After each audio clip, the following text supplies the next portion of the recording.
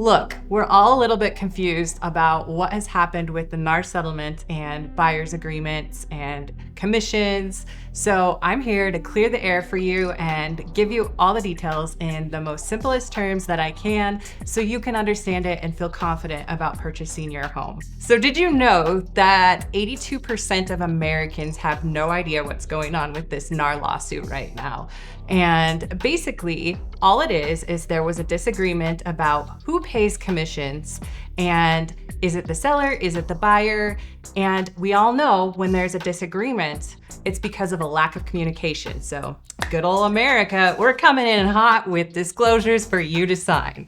As an agent, we can no longer have or advertise what our sellers are paying out for a buyer's agent. We used to be able to put it on the MLS and say, hey, if you brought us an offer, Mrs. Buyer's Agent, you would get paid 2.5%. And it was just a very open and very transparent thing. Now it's going to be not advertised on any MLS. And it's also going to be put in all offers. So it's all up for basically negotiation. So if the seller is not paying for it, or it's just assumed that they're not, then you would put that in your offer. So because of this lawsuit, we have some legal changes. We used to be able to just talk to a buyer and go show them homes and not really have to sign any paperwork, especially if we knew them. Well, now we're having to sign a couple documents before we can even show you a house. So that has buyers a little skittish, and let me tell you why. We have to have this buyer's agreement that basically is going to say how we work for you, how we get paid, a brokerage disclosure. It entails everything that we do as your agent and what kind of agent we are.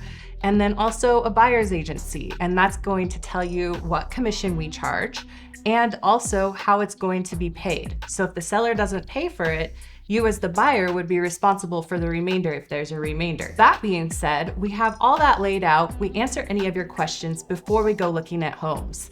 And if you have a pre-qualification on top of that, you are set to have the best time looking at houses and completely understand what's going on. Instead of just looking at houses, assuming the seller is going to pay your buyer's agent commission, and then you get to the point where you're writing an offer and you're not sure if it should be in there, and it could be a total train wreck and you could lose the house. So by having this paperwork and signing up front and talking to your agent in detail about what they're going to do for you and how they're going to get paid, this is actually better for you because it's going to line out everything that your agent can do for you as a buyer and what they offer you.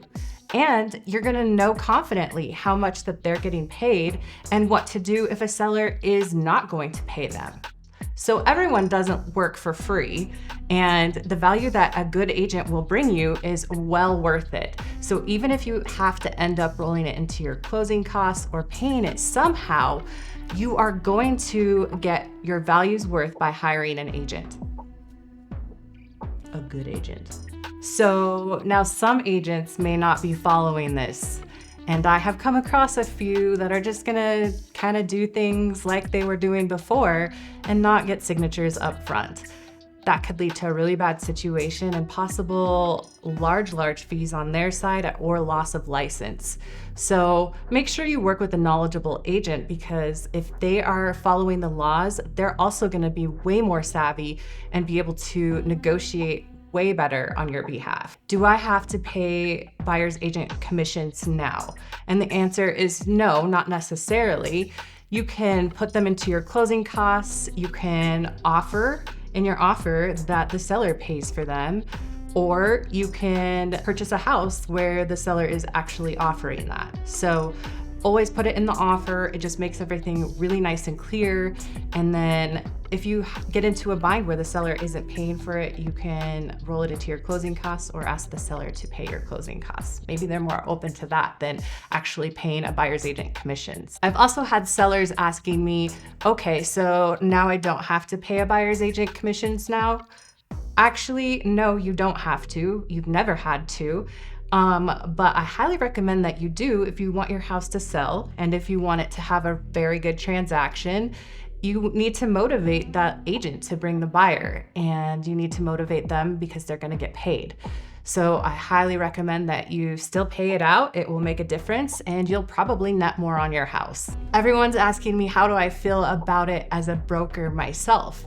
Honestly, I think that agents are some of the most adaptive and intuitive individuals, and we can change so easy because we're creative and we know how to just roll with the flow better than most industries. Honestly, I think it's gonna make the great agents even better because they're going to communicate a little bit more thoroughly with their clients. And honestly, they're probably gonna get paid more. So as a broker, I feel like it's just making us step up our game and offer that much more value for our clients. Myself, I feel like it's just gonna up my game with communicating. I already value that with my clients so much, but I think it's just gonna take it to that next level. So I am embracing it, and I think it will be great for our future, and we'll see how long it lasts. If you are looking to buy or sell and you have questions about real estate or even just the new transactions that we're doing, please drop a comment, like and subscribe, and I can't wait to see you on the next one.